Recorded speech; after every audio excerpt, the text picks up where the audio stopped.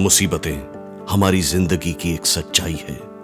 कोई इस बात को समझ लेता है तो कोई पूरी जिंदगी इसका रोना रोता है।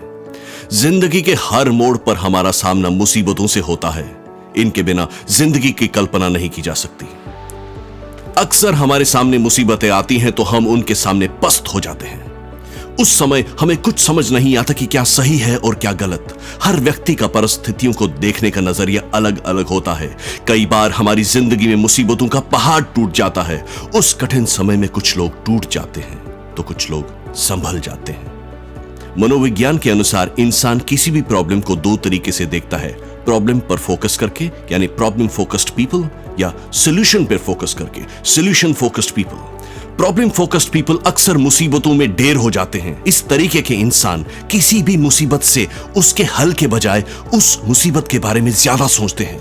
वहीं दूसरी ओर सॉल्यूशन फोकस्ड पीपल मुसीबतों के उस हल के बारे में ज्यादा सोचते हैं। इस तरह के इंसान मुसीबतों का डट के सामना करते हैं।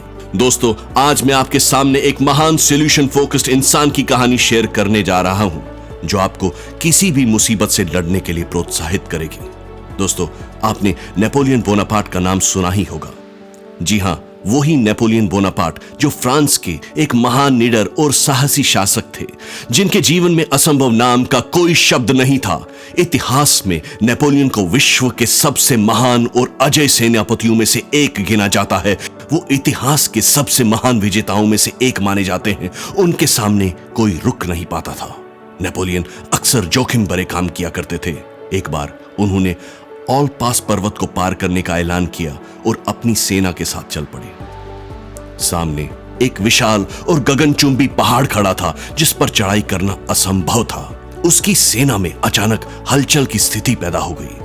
फिर भी उसने अपनी सेना को चढ़ाई का आदेश दिया। पास ही में एक बुजुर्ग औरत खड़ी थी। उसने जैसे ही यह सुना, वो उसके पास आकर बोली कि क्यों मरना चाहते हो? यहां जितने भी लोग आए थे वो मुंह की खाकर रह गए। अगर अपनी जिंदगी से प्यार है तो वापस चले जाओ।